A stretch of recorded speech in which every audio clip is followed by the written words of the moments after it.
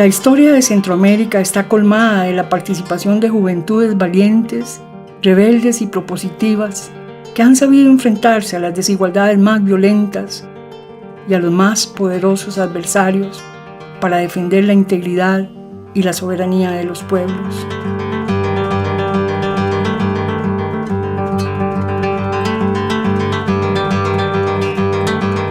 Son estas juventudes las que en diferentes momentos le han dicho no a la corrupción de políticos y grupos privilegiados que se apropian de los recursos naturales, perpetuando la desigualdad y la pobreza.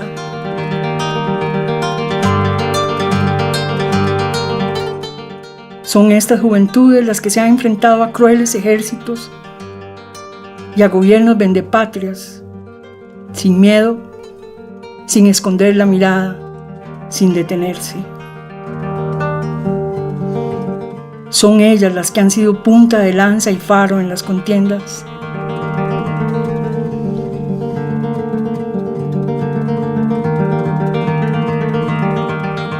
Hoy, las juventudes se reúnen alrededor de reivindicaciones vinculadas con la penetración del narcotráfico, la pobreza, la corrupción política, la impunidad y su derecho a vivir libres de violencia, en particular las mujeres, conscientes de que históricamente han sido relegadas a lo invisible.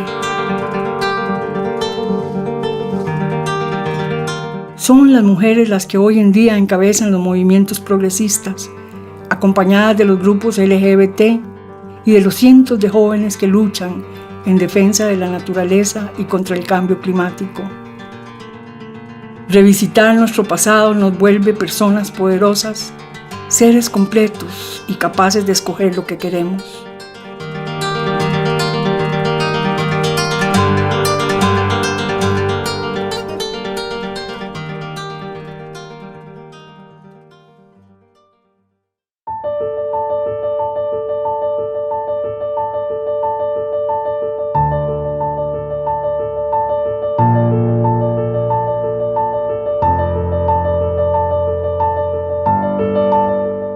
En el año 1903, en que se firmó el convenio para continuar la construcción del Canal de Panamá, el país fue un enclave de los Estados Unidos, dueño a perpetuidad de los derechos del canal y la concesión de gran parte de las ganancias.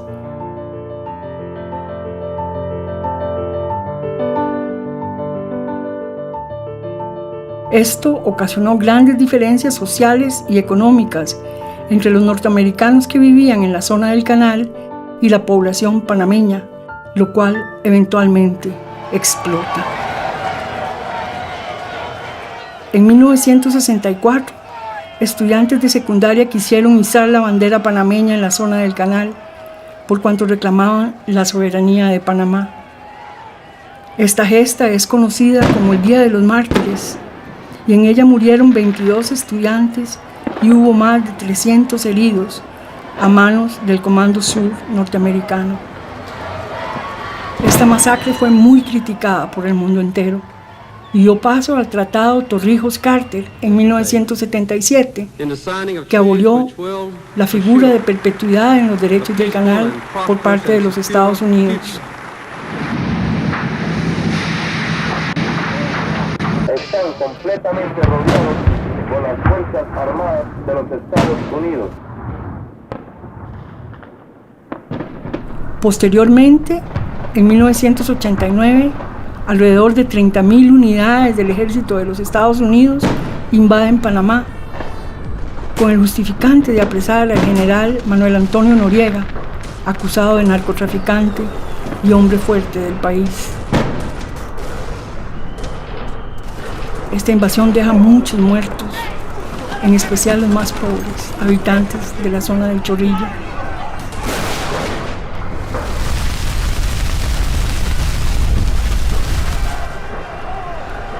En la década de los años 90, las juventudes retoman las reivindicaciones sociales y son testigos finalmente de la recuperación del canal.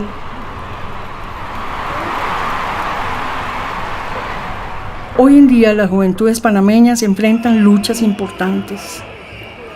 Hay fuerzas dominantes presionando para cambiar la Constitución, a lo que una inmensa diversidad de tendencias progresistas lideradas por las y los jóvenes, se oponen.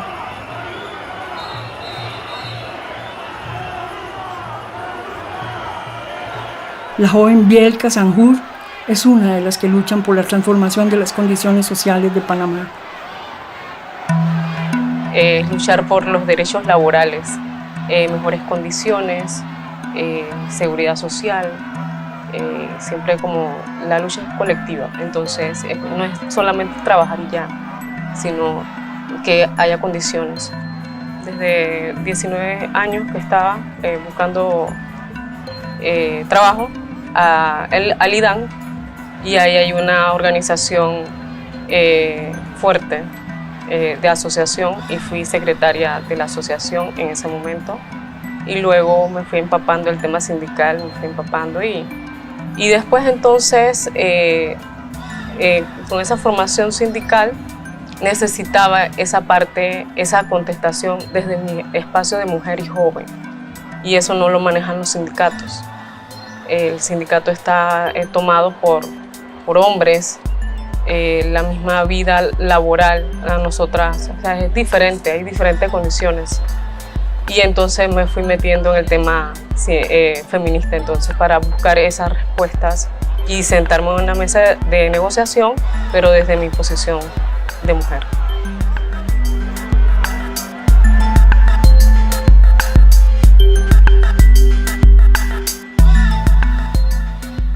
Al igual que Bielka, Nash está comprometida con la abolición del machismo en las organizaciones y los espacios públicos, y lo hace a través de procesos formativos que cuestionen la discriminación sexual y racial.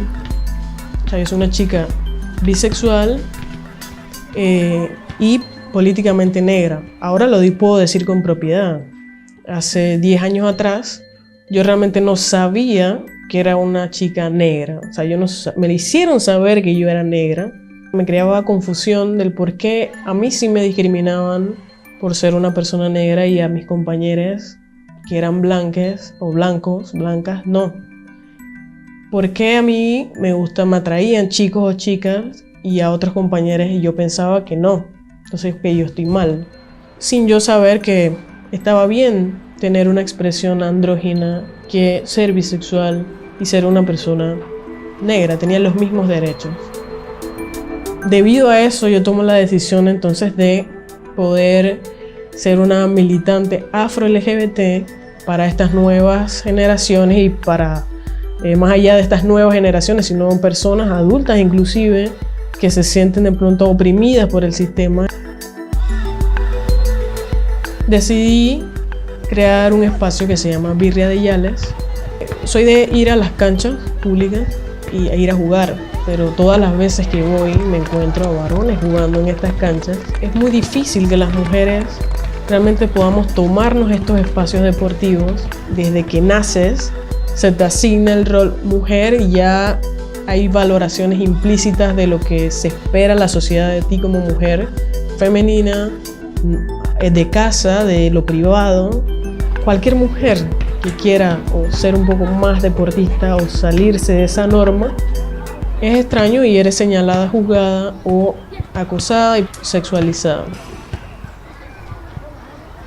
Birria de Yales busca tomarnos estos espacios públicos, que sea libre de esta violencia machista y que es crear estos espacios seguros para las mujeres, seguros no excluyentes, donde podamos jugar sin que nos estén acosando. En teoría este trabajo lo tendría que hacer el Estado a través de la educación, o sea, crear una educación sexual integral que se hable desde las escuelas, las familias y que esto se naturalice.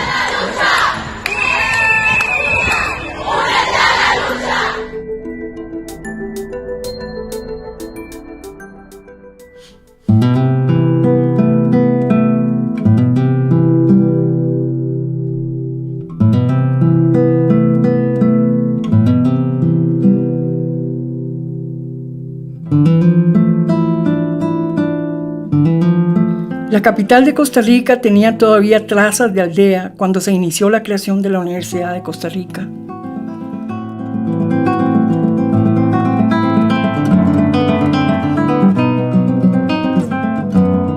Con el surgimiento de la Universidad de Costa Rica en 1940, arranca un nuevo proceso social en la historia costarricense, ya que la universidad juega un papel fundamental en la construcción de la nueva sociedad del siglo XX.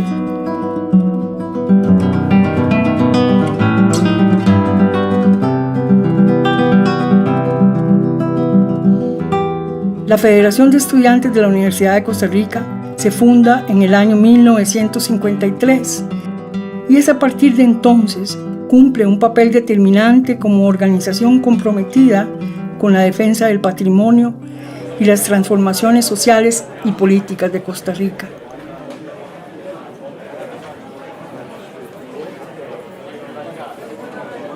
Con el liderazgo de la Federación de Estudiantes, las juventudes adquieren una mayor conciencia social y desarrollan una mayor participación política.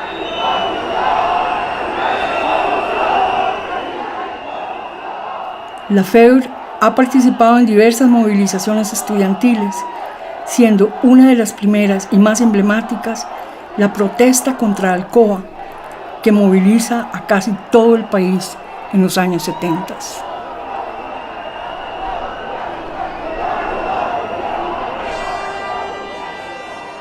Me llamo Iris Navarrete Murillo, en la actualidad tengo 74 años. Empecé la universidad en el año 64. Siempre fui muy combativa, preguntona, me gustaba mucho la contradicción y eso me hizo interesarme, como sigo siendo interesada por los problemas de este país nuestro.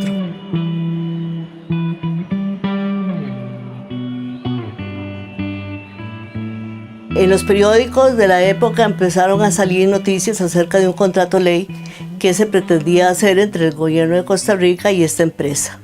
Alcoa es una empresa radicada en Pensilvania, Estados Unidos, y se dedica a la explotación y producción de aluminio. A ellos les interesaban las tierras de Pérez Celedón por ser tierras muy ricas en bauxita. Que el Valle del General iba a perder toda su belleza y su fertilidad a cambio de nada. Eso se nos habría convertido en un hueco.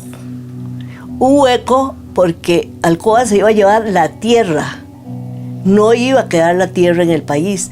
Se la iban a llevar, iban a sacarle la bauxita y nosotros nos íbamos a quedar con un hueco estéril. Y el Estado de Costa Rica se comprometía a crearles carreteras, hacer las expropiaciones y pagarlas. Además, tenía que hacerles un ferrocarril y alistarles un puerto profundo en Golfito. No era conveniente que volviéramos a caer en la situación que se dio con las compañías bananeras y con el ferrocarril al Atlántico, que se rigieron por contratos ley.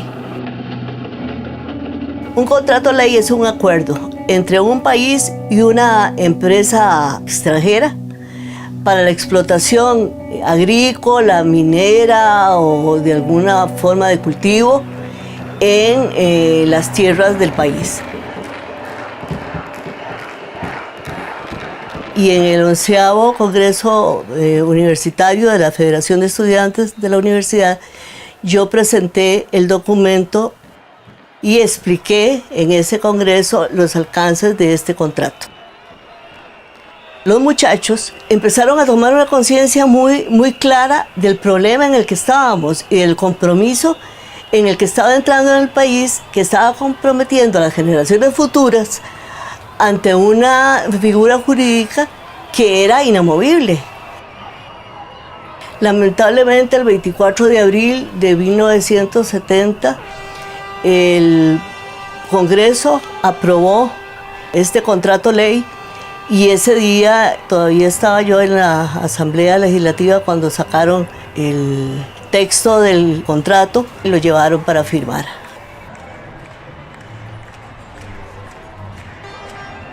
Cuando se supo que el contrato ley había sido firmado por don José Joaquín Trejos casi de inmediato, la gente se puso pues bastante molesta.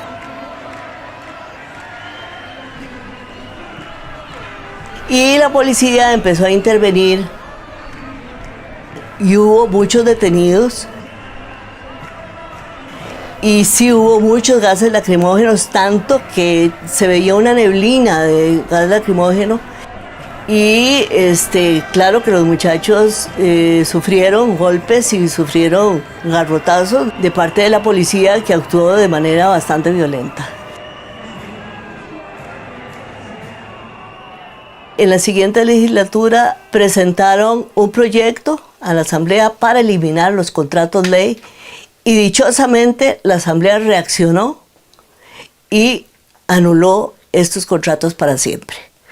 Y eso pues fue la gran ganancia y para mí el triunfo que tuvimos los estudiantes universitarios, porque le dimos al país una seguridad jurídica mucho más amplia.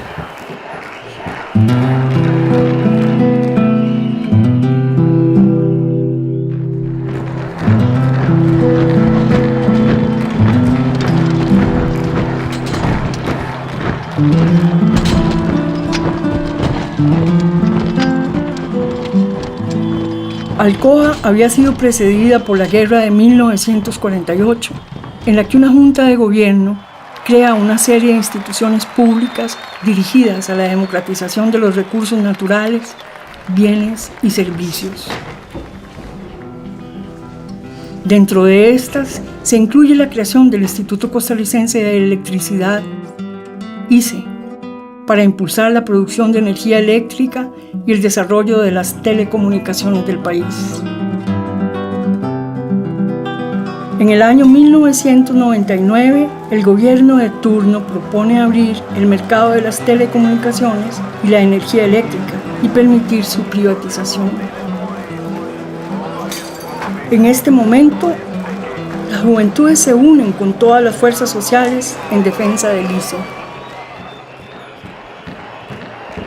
El combo surgió de un proceso que se llamó la Concertación Nacional. De esa Concertación Nacional salieron 3 proyectos de ley, uno que modificaba la estructura institucional del ICE, otro que abría las telecomunicaciones y otro que abría la electricidad. Ellos promovían el combo desde una lógica de que el aparato público como tal no funciona.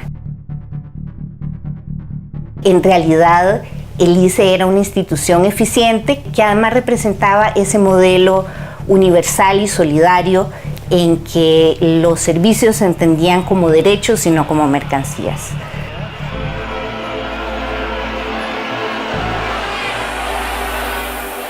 Desde la Federación de Estudiantes veníamos dándole seguimiento a esas discusiones también, porque pensábamos que, pues como estudiantes de una universidad pública, teníamos una responsabilidad con la sociedad también y nos preocupaba muchísimo lo que estaba ocurriendo.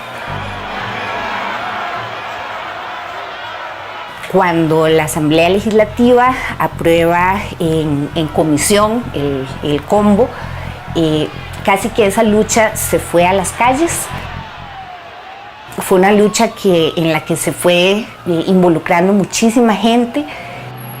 La gente joven tuvo una participación protagónica muy, muy importante en la lucha contra el combo. Como jóvenes teníamos esa posibilidad de decir lo que estábamos pensando, el tipo de país que queríamos, sin deberle nada a nadie, sino a partir de nuestra propia conciencia y nuestra propia consecuencia. Y al final llegamos a un acuerdo para suspender las manifestaciones y movilizaciones públicas en el entendido de que no se iba a sancionar ni a tomar represalias contra la gente que había participado en las protestas, y al mismo tiempo el gobierno se comprometía a retirar de la corriente legislativa el proyecto de ley del combo. La principal ganancia en ese momento fue detener el proceso de privatización y de debilitamiento de la institución y lograr frenar esa intención de abrir las telecomunicaciones y la electricidad a funcionamiento bajo lógica de mercado.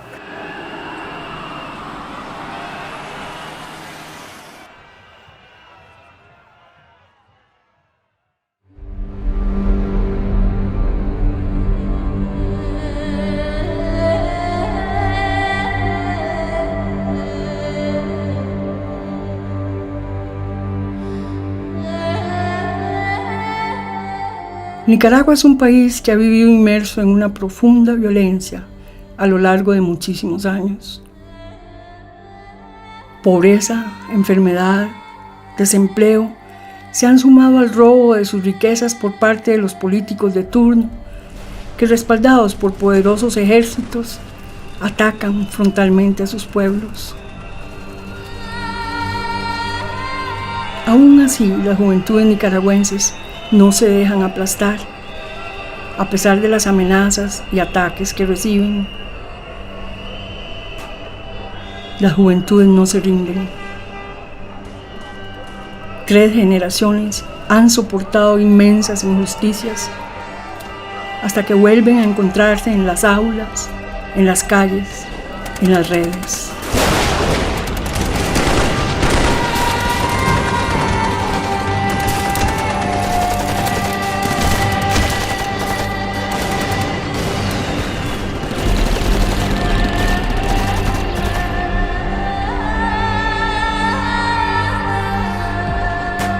Vilma Núñez, reconocida defensora de derechos humanos, rememora que la lucha por la autonomía universitaria nació en plena época de dictadura, la de la familia Somoza. Los Somoza se mantuvieron en el poder por más de 40 años debido a la represión, fraudes electorales, pactos entre cúpulas partidarias, corrupción, impunidad. Las libertades públicas estaban suprimidas y quienes se rebelaban pagaban con prisión y torturas. La masacre contra la marcha estudiantil del 23 de julio de 1959 es uno de los episodios de la historia nicaragüense que evidencia la crueldad de la dictadura somocista.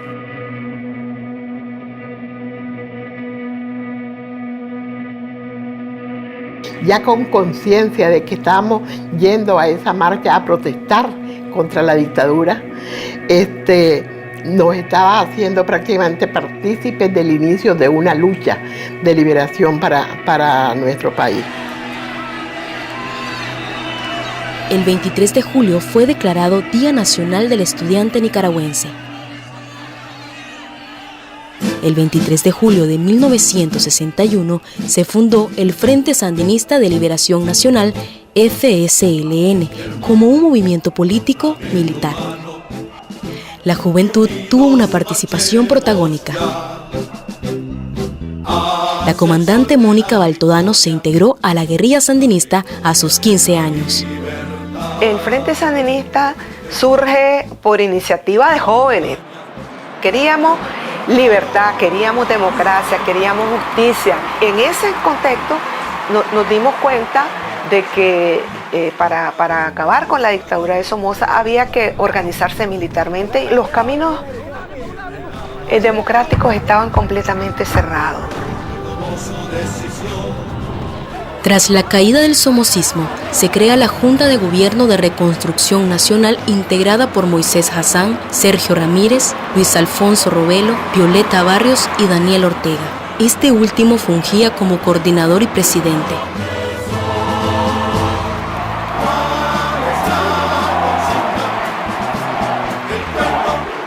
Pero el ideal que unió a un sector de la sociedad que podríamos resumir como el sandinismo, era no solamente acabar con la dictadura, sino hacer transformaciones sociales profundas. No era llegar al poder para sacar a un Somoza y poner a otro. En noviembre de 1984 se realizan las elecciones, resultando vencedor Daniel Ortega. Poco tiempo después, el estudiantado volvió a las calles, esta vez para reclamar mayor presupuesto para las universidades. La respuesta también fue la represión. Daniel Ortega regresó a la presidencia 17 años después. Ocurrió lo que se temía. En Nicaragua se empezó a decir que Ortega y Somoza eran la misma cosa. Por practicar el nepotismo, enriquecerse, instrumentalizar a la policía, reformar leyes de acuerdo con sus intereses personales y partidarios, coartar las libertades públicas e intentar perpetuarse en el poder. La revolución que había alcanzado simpatías y solidaridad en todas partes del mundo acabó acabó secuestrada por la familia de Daniel Ortega y Rosario Murillo. Porque nosotros vimos con claridad que caminaba a instalarse también como un dictador del país. No solamente mira traición por el hecho de que es un dictador que se reelige, que practica el fraude que practicaba Anastasio Somoza, que practica la represión que practicaba Somoza, que ha disparado contra los jóvenes. En 2018, una vez más, la juventud y otros sectores de la población nicaragüense salieron a protestar. En las marchas se reencontraron las generaciones de Vilma Núñez, Mónica Baltodano, Yudelia Burto y Amaya Coppens, una líder universitaria y estudiante de medicina que fue apresada por protestar contra Daniel Ortega. El 2018, por la manera en que surgió, no fue planificado, fue ya una decisión colectiva, un impulso colectivo de ya no aceptar más de esto. ¡Viva Nicaragua libre!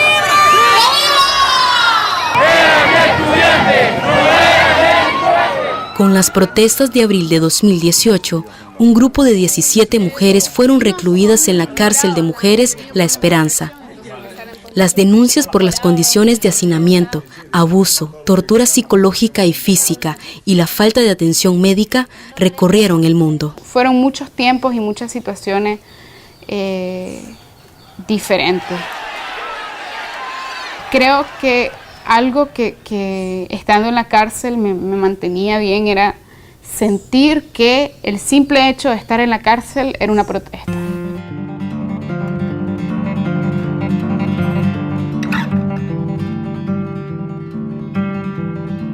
Yudeli y Amaya, ustedes son dos personas que para mí son como un referente en diferentes momentos.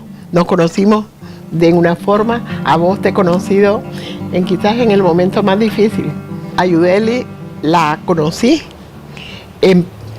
todavía cuando teníamos la ilusión de que estábamos construyendo una revolución, cuando todavía no nos habíamos terminado de desengañar, cuando todavía pensábamos que esto se podía rescatar, ¿verdad?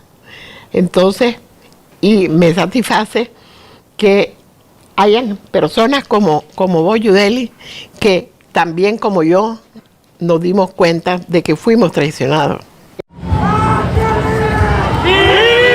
Patria libre para vivir. Esa es la nueva lucha de la juventud en Nicaragua. Atrás dejaron la vieja consigna del sandinismo, patria libre o morir. La juventud escogió el camino pacífico para salir del régimen de Daniel Ortega. Si seguimos gritando patria libre y morir, las cosas no han cambiado. Estamos dispuestos a un sacrificio en el que van a seguir muriendo cantidad de jóvenes y ver tantos chavalos saliendo de la avenida Universitaria otra vez, esa avenida que se llena de sangre, de piedras. Ellos mismos se están planteando un reto, liberar la patria para construir una patria nueva. En ningún momento tuvimos que estar dentro de la cárcel porque en ningún momento cometimos un delito. Solidarizarse no es ningún delito y lo vamos a seguir haciendo.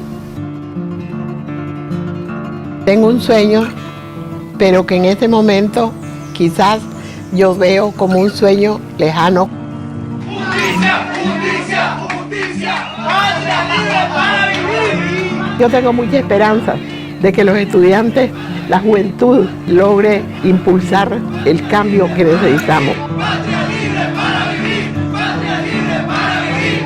¡Patria libre para vivir! ¡Patria libre para vivir! ¡Patria libre para vivir! ¡Patria libre para vivir! ¡Patria libre para vivir!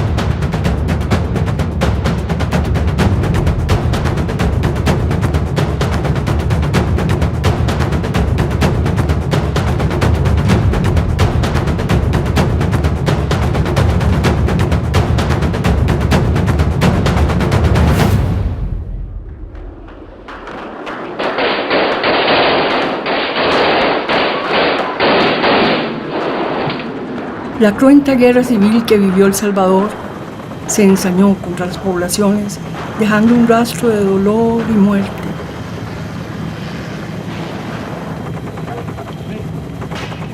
La pobreza, la desigualdad, el hambre y la injusta tenencia de la tierra fueron el detonante que activó esta confrontación.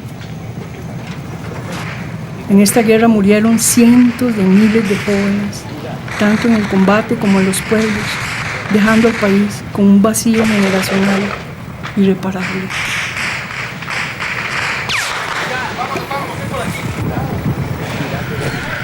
Yo quisiera hacer un llamamiento de manera especial a los hombres del ejército.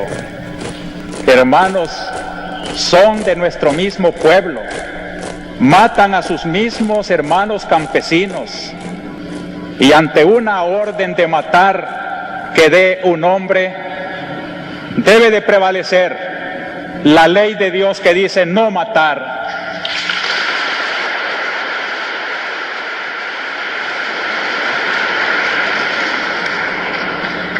En nombre de Dios, pues, y en nombre de este sufrido pueblo, les suplico, les ruego, les ordeno, cese la represión.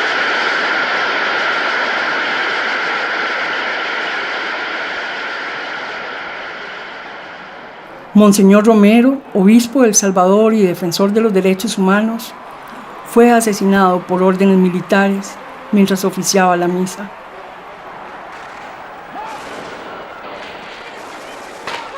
Durante el entierro, que aglutinó a miles de salvadoreños, el ejército disparó sobre la multitud, hiriendo y asesinando a cientos de civiles.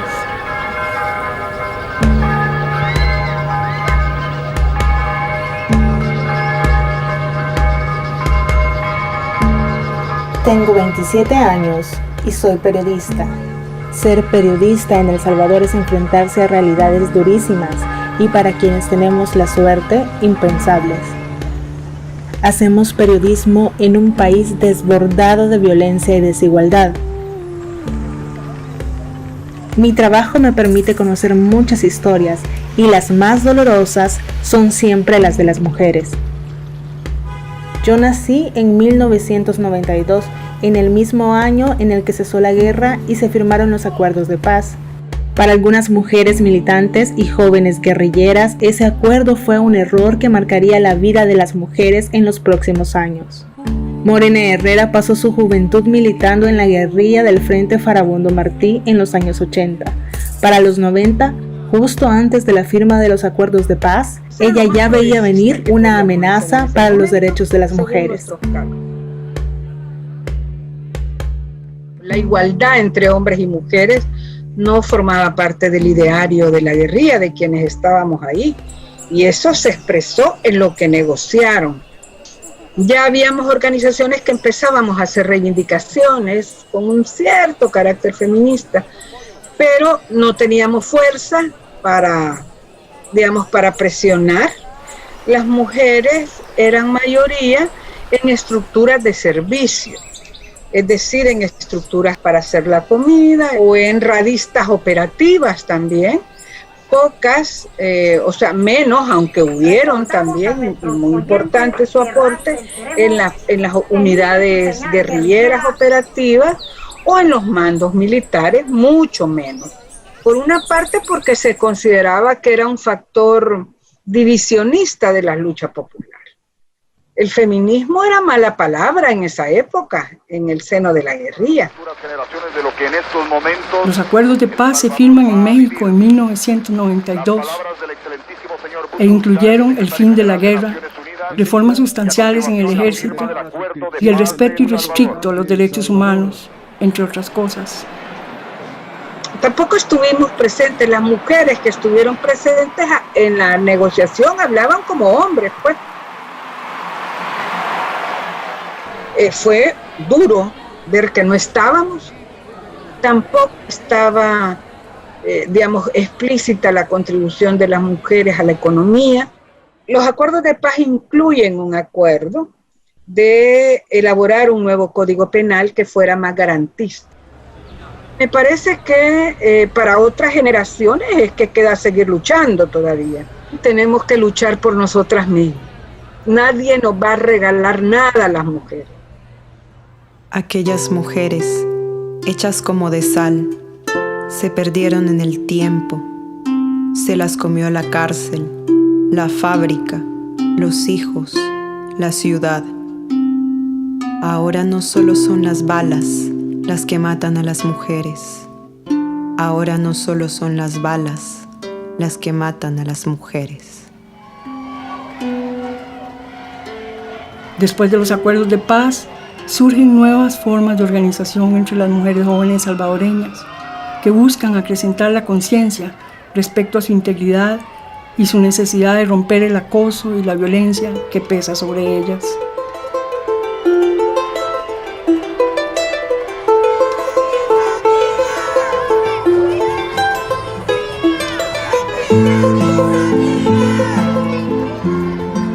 Es verdad que el acuerdo de paz no significó para las mujeres una paz verdadera. Los abusos contra las mujeres apenas comienzan a nombrarse. Ese acuerdo nos dejó un Estado controlado por una visión masculina que no procura la educación en derechos humanos. Esto deja a las mujeres con una total falta de información. Nosotras lamentamos, ¿verdad? El sistema de justicia es patriarcal, diría Lizania Zelaya. Ella denunció junto a otras alumnas a un catedrático de la Universidad de El Salvador por acoso sexual. Él luego las demandó por difamación. Ella fue condenada, él no. Así como en la sociedad no se nos cree nuestra palabra, tampoco se nos cree en los juzgados. Desde el momento en que yo llegué, puedo decir que sufrí y pasé algo de violencia en las aulas de la Universidad del Salvador. Que la violencia en la Universidad del Salvador está muy normalizada y que los docentes lo hacen con el descaro total en las aulas. Hay mucha violencia simbólica. Este señor se aprovechaba prácticamente de este tipo de situaciones, pues para tocar a las estudiantes, para hacer ejercicios en donde él decía que era para explorar la sexualidad. Acompañando a mujeres en la universidad con situaciones de acoso de docentes, se va transformando incluso esa percepción del arte que teníamos. Nos vimos también como un poco atrapadas en el sentido en el que nadie más está haciendo nada. O sea, nadie más está poniendo el cuerpo en la calle, nadie se está pronunciando, no se sabe. O si hay como diferentes manifestaciones o plantones. Cuando nosotras nos metimos a eso era como tocar la punta del iceberg, ¿verdad? Luego nos encontramos con una gran mafia dentro de la UES que nos siguen y nos persiguen y nos han básicamente hasta amenazado en algún momento. Se decidió hacer diferentes acciones. O sea, nosotras nos fuimos a ver qué actividades habían cercanas para poder hacer incidencia. Lo que decidimos fue imprimir su rostro y ponerle Ricardo Mendoza acosador. Y nosotras durante el juicio nunca lo negamos. Y creo que nos sentimos orgullosas de haberlo hecho. Y si el momento tuviera que repetirse, lo volveríamos a hacer.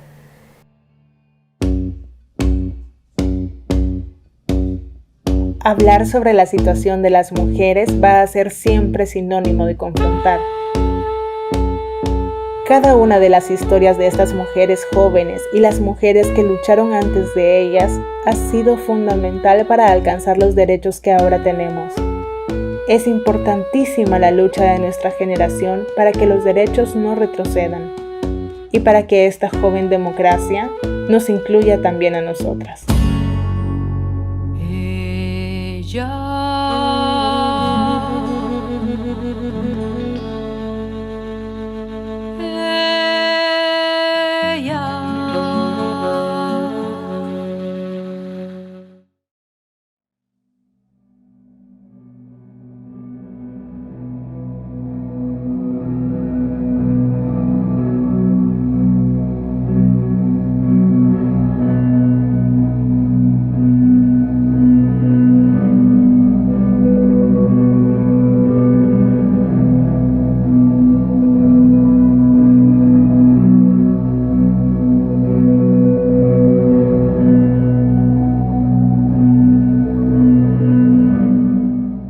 A principios del siglo XX entra a Guatemala la United Fruit Company, que tiene una fuerte injerencia política en el país y apoya las grandes represiones de campesinos, indígenas y estudiantes que se dan a lo largo de la historia.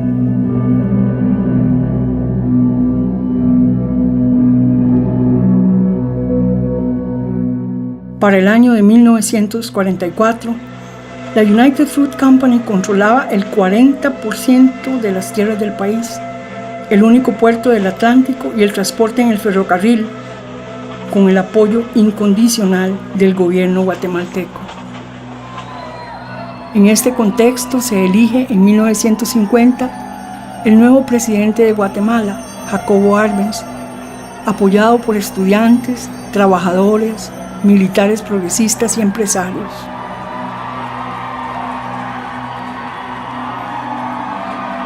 Arbenz inicia una reforma agraria con el objetivo de mejorar la economía del campesinado.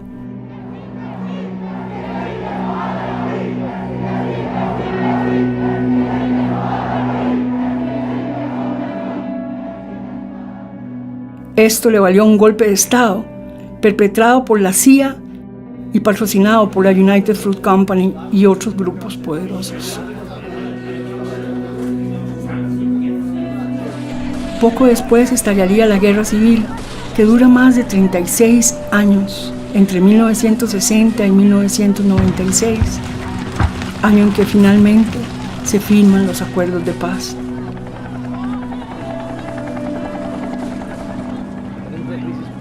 Esta guerra civil enfrenta a las dictaduras de turno con la guerrilla, que defendía los intereses de los sectores más vulnerables.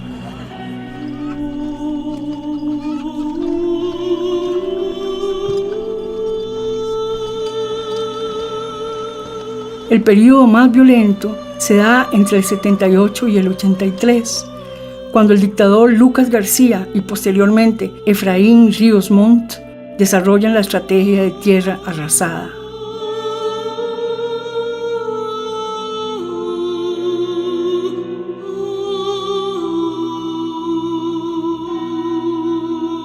En este periodo, el ejército masacró a 200.000 personas y hubo 45.000 desaparecidos y 100.000 desplazados, todos mayoritariamente indígenas, estudiantes y campesinos, a quienes se acusaba de estar asociados con la guerrilla. Alrededor de 440 aldeas y caseríos fueron borrados del mapa del país.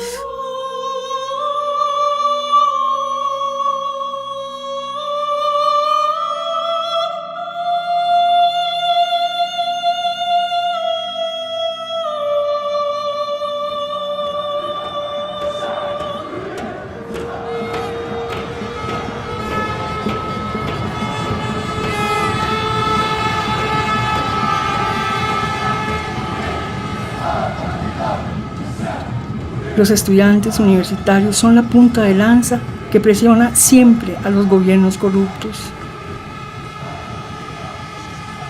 Ellos y sus profesores fueron masacrados muchas veces, renaciendo de generación en generación.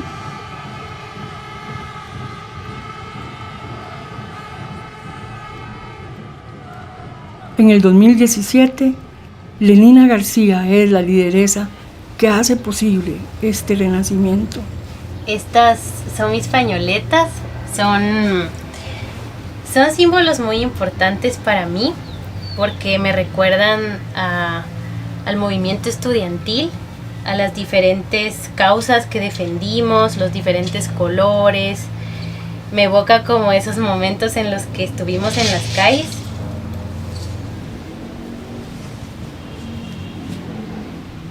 Cuando entré a la universidad no participaba en ningún movimiento estudiantil. La Asociación de Estudiantes Universitarios estaba cooptada por personas que tienen antecedentes criminales, mafiosos, que andan armados. Yo ya llevaba casi 4 o 5 años estudiando, yo no me había sentido representada por nadie.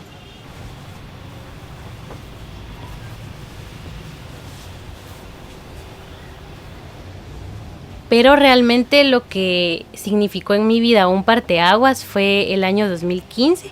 Por primera vez después de tanto tiempo veía a tantos estudiantes y jóvenes en las calles. O sea, eso era algo inaudito. Yo recordaba a jóvenes en las calles quizás en los 70s, 80s.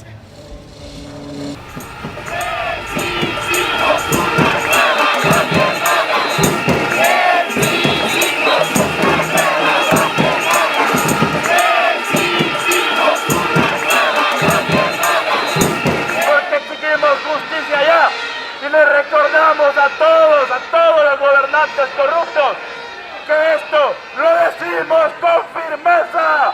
¡Esto apenas empieza! ¡Lo decimos con firmeza! Cuando yo veo a este movimiento de Usaques Pueblo en las calles manifestando, a mí me regresa la esperanza totalmente, o sea, todavía lo siento en mi corazón.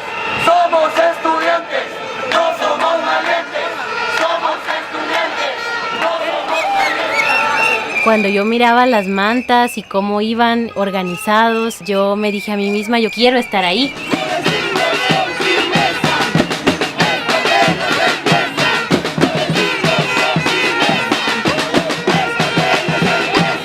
Siempre ver a jóvenes exigir sus derechos, o a los universitarios, es este recuerdo, ¿no? Que la universidad pública está presente.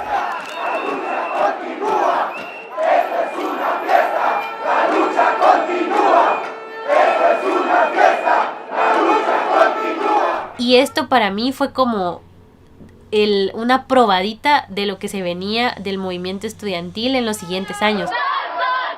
Cuando ganamos las elecciones de la AEU se sentía una energía muy hermosa, porque después de tanto tiempo volvía a haber una AEU democrática, y en el siglo XXI, ¿verdad?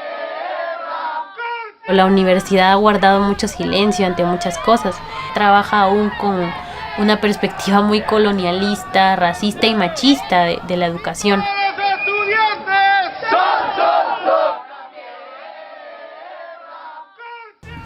Y mira, te quería preguntar si vos tenías los videos de las movilizaciones, porque como yo a veces andaba ahí corriendo cuando estábamos en la AEU. Aquí está, mira, el de la movilización. Las y los estudiantes salen a las calles sin miedo. Ay, sí. ¿Ese es? Espérate, quiero ver.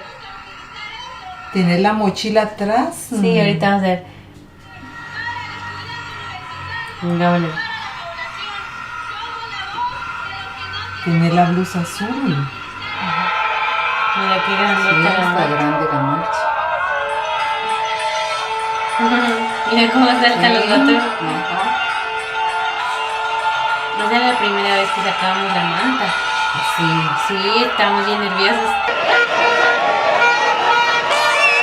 La primera marcha en la que salimos ya como secretariado de la AEU fue algo sumamente impresionante, porque después de 20 años nuevamente salía la manta con el letrero de la AEU. ¡Que viva la tricentenaria Universidad de San Carlos! ¡Que viva la economía! ¡Que viva! Asamblea Constituyente Plurinacional.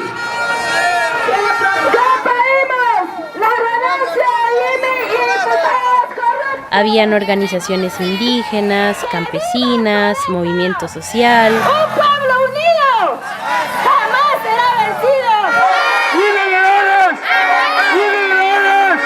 Este paro nacional es tan solo una primera acción de muchas que vamos a estar realizando hasta que se vayan los corruptos.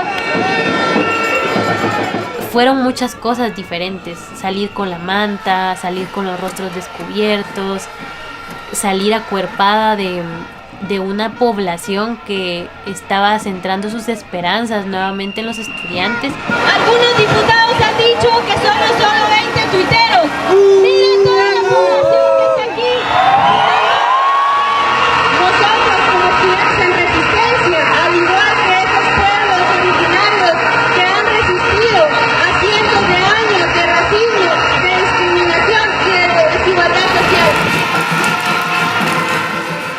Tenía nervios y todo, pero después de ese discurso, ahí fue donde te decía que yo me di cuenta, no, esto es más grande de lo que yo pensaba. Pues a mí, yo la verdad es que a veces sentía como que era un sueño que no era realidad. La verdad es que al principio sí tenía temor porque es un cargo bastante peligroso, pero me llenó de orgullo saber que era la primer mujer secretaria en 98 años, ¿verdad? Abrir brechas para que otras mujeres vayan participando, eso es lo importante. ¿No querés panito? Va. Agarra Sí, voy a agarrar un pedacito.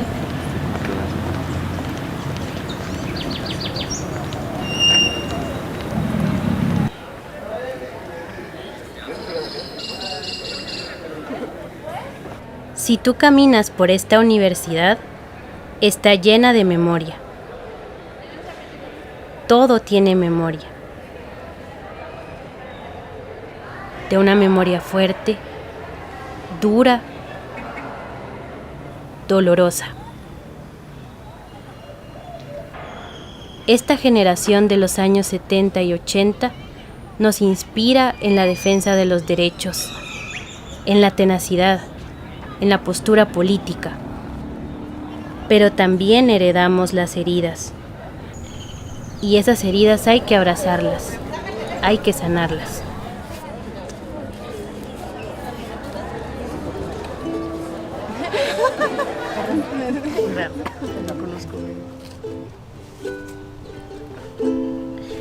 Finalizamos con la mirada puesta en la esperanza y los corazones felices, porque nada pudo jamás contra la vida. Acá están nuestras manos.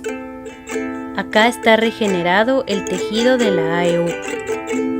Lo entregamos con nuevos colores, nuevas formas, nuevas ideas, nuevas historias.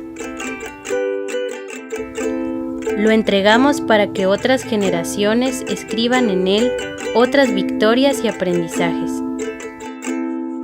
Recibimos un tejido que había perdido sus hilos a los 97 años de edad. Hoy lo entregamos lleno de vida y alegría, para que arribe a sus 100 años.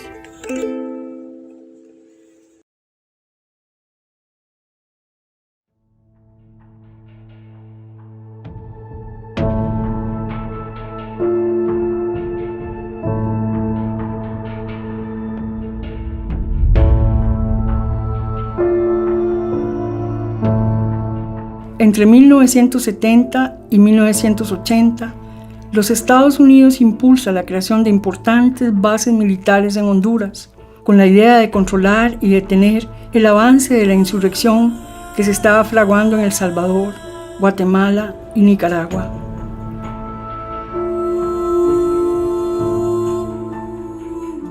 Estas bases militares se establecieron de manera definitiva en Honduras, apoyando posteriormente lo que fue el golpe de Estado del año 2009.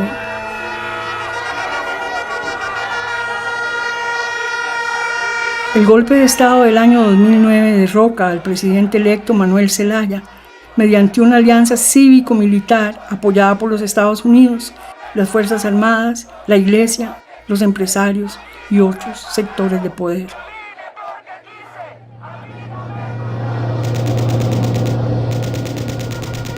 Con este golpe de Estado, Honduras se refuerza como una base militar norteamericana y al mismo tiempo como un modelo económico extractivista, mediante el cual los Estados Unidos promueve la entrega de la soberanía nacional y de todos los activos del país a sus grandes empresas transnacionales. Este modelo extractivo, que se apropia de la tierra, los territorios y la riqueza natural, se replica en toda América Latina.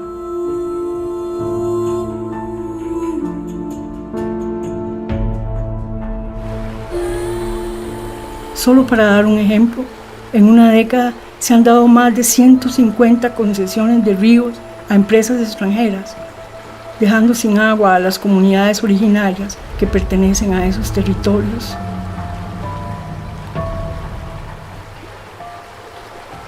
Esta lucha que nosotros vemos en la comunidad no es aislada, es una lucha y es un problema mundial, es un problema en este continente, que no solo lo enfrentamos nosotros, sino que todos los pueblos que luchan contra el colonialismo y que tienen sentido de justicia y por la emancipación.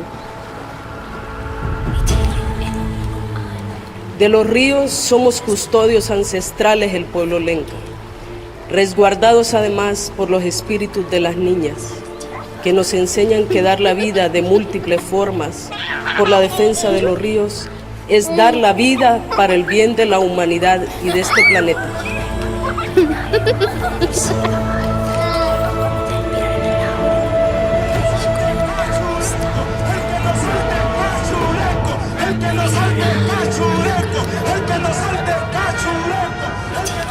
El golpe de Estado del 2009 fue un parteaguas que desató protestas masivas tanto a nivel internacional como entre las organizaciones civiles y en particular las organizaciones estudiantiles que se activan con mucha fuerza en la lucha contra la ilegalidad y la inconstitucionalidad imperantes.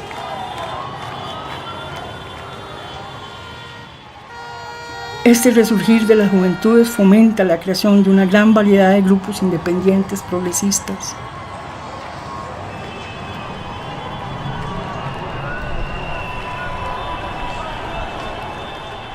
Después vendrían otros escándalos, como el despojo de los fondos de la Seguridad Social o el fraude electoral del 2017 y la lucha por la defensa de la salud y la educación pública en el 2019, en donde la participación de las juventudes, en particular del movimiento estudiantil, territorial y de las mujeres, ha sido central.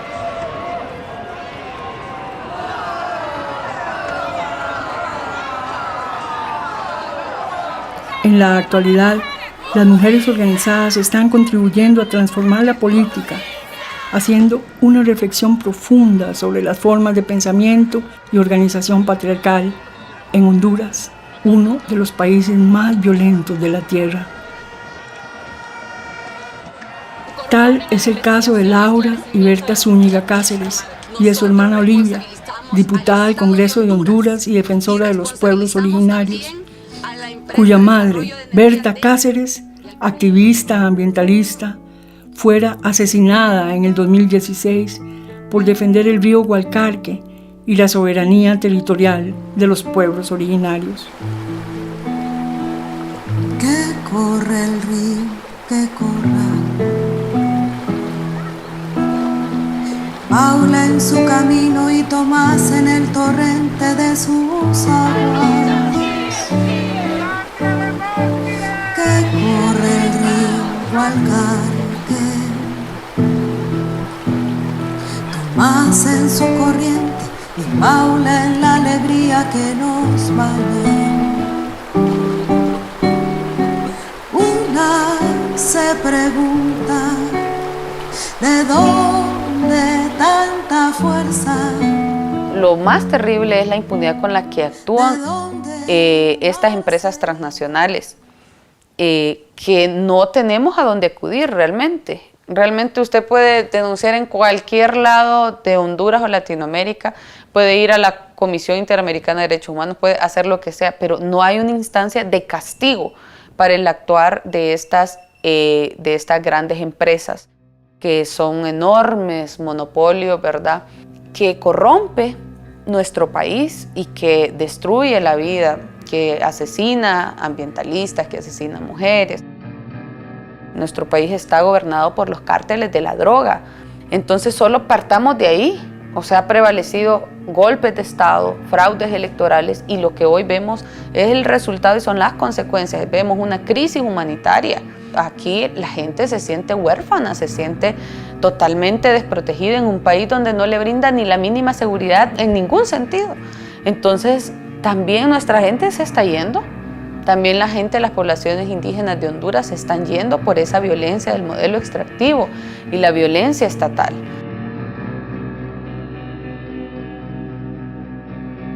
Lo digo por casos como el de mi mamá, que es un caso emblemático, donde alcaldes fueron sobornados, diputados, ministros para conseguir licencias ambientales, diputados que desde el Congreso Nacional entregaron nuestra soberanía. Las poblaciones indígenas después de la década de este siglo XXI, creo que es, el momento más difícil, porque están sumamente golpeados, sumamente criminalizados, están siendo asesinados. O sea, matar a un dirigente, cabeza de una organización, eso es un mensaje para todos, ¿verdad? Entonces a la gente le da miedo.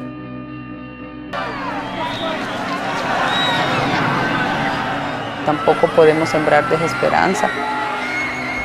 Que yo vi cómo mi mamá y mi papá junto al COPIN pues lograron la expulsión de 36 aserraderos, y siento de que hay que quedarse para dar la batalla, para enfrentar a las estructuras criminales que han gobernado este país, y para dar un paso adelante, evolucionar, avanzar en la defensa de los derechos del pueblo hondureño que se lo merece. ¿Qué va a pasar con ese montón de niños que están naciendo en este país? Con toda la infancia, los jóvenes, todos los hombres y mujeres en este país desesperanzados, sin tener acceso a empleo, sin tener acceso a nada. Hay que recomponer los movimientos sociales, hay que fortalecer la participación de la ciudadanía en todos los sentidos, y avanzar en medio de tanta oscuridad, que sí se puede. Debemos de ser conscientes de nuestro poder colectivo, de nuestro poder cuando estamos articulados, cuando estamos organizados. Entonces, y hay que dar esa batalla desde todas las trincheras, tanto desde la trinchera de los movimientos sociales como desde la trinchera política electoral. Mis actos políticos y mis actos personales están guiados por el feminismo. Un feminismo muy desde las poblaciones indígenas, muy desde las mujeres pobres, muy desde las mujeres negras, y siento que sin el feminismo no podría avanzar en mi vida política ni en mi vida personal. Latinoamérica puede crecer y puede evolucionar desde el feminismo.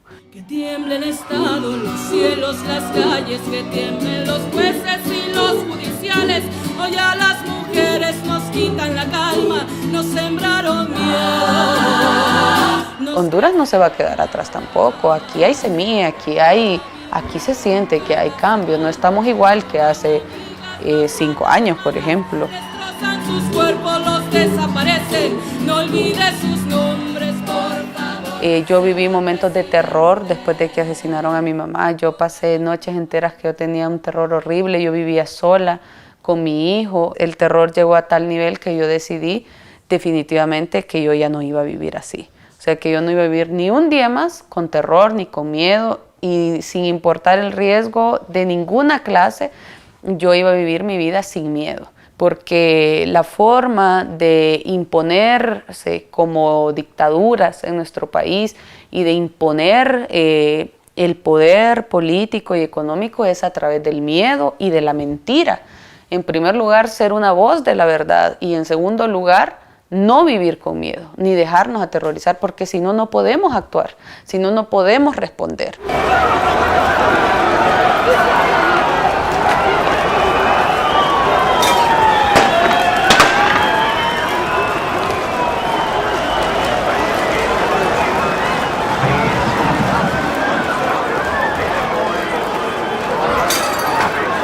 La juventud es un bastión de esperanza para este país en medio de todo, porque ante la represión hay que generar más resistencia. Y los espacios de resistencia que se han mantenido vigentes a pesar de todo lo que ha ocurrido y que han estado ahí siempre en los peores momentos de violaciones sistemáticas a los derechos humanos, de represión, de criminalización, siempre es esa juventud rebelde que está ahí cuestionando, que se va y se toma las calles, y realmente eso es necesario, porque es la rebeldía innata que tenemos como seres vivos, como seres humanos. Eso es bueno y nos ayuda a avanzar y a caminar en base a nuestros proyectos emancipatorios. Debemos de transformar este país. Este es nuestro territorio, este es el lugar donde nacimos, este es el lugar donde tenemos nuestros orígenes, y es el lugar que debemos de defender.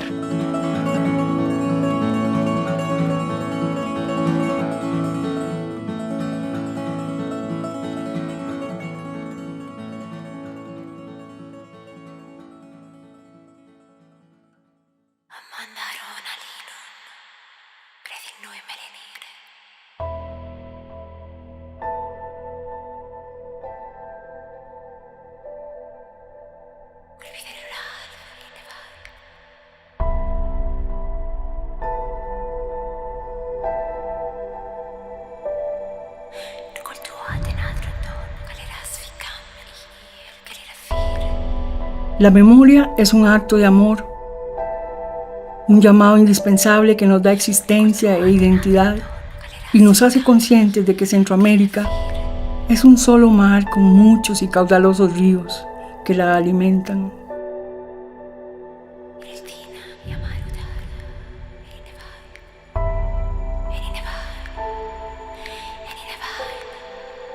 Este documental es como un puente que se tiende entre las juventudes de Centroamérica para que la sobrevivencia de su memoria y el rescate de los ideales que la han sostenido a lo largo de los años se fortalezcan y perduren.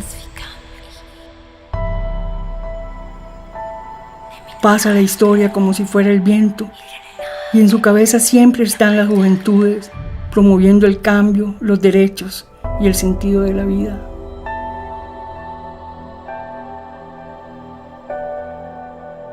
Las juventudes son espíritus que renacen de generación en generación. Que vivan las juventudes del mundo, porque ellas fortalecen la dignidad, la libertad y la vida en el planeta que queremos tener.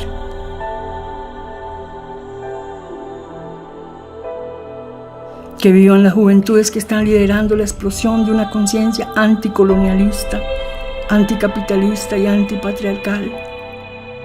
Honramos la memoria de todas las juventudes que han precedido la historia de Centroamérica.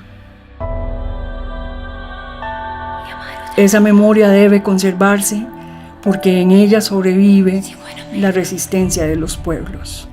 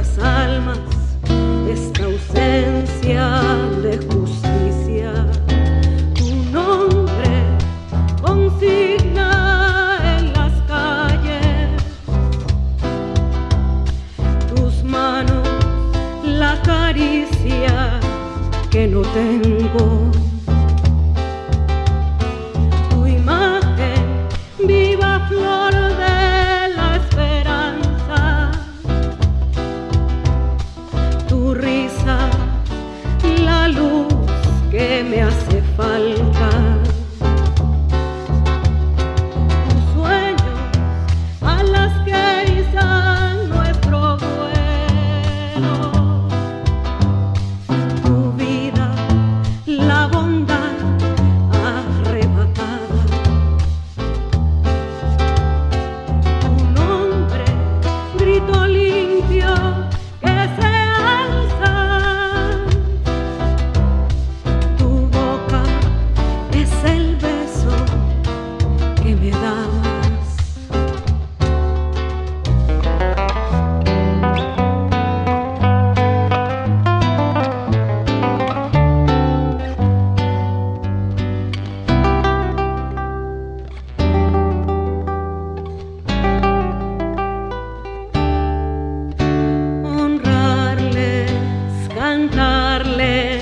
para siempre acompañarles y que en nuestra historia la verdad no calle más. Sanar el corazón si se quebranta.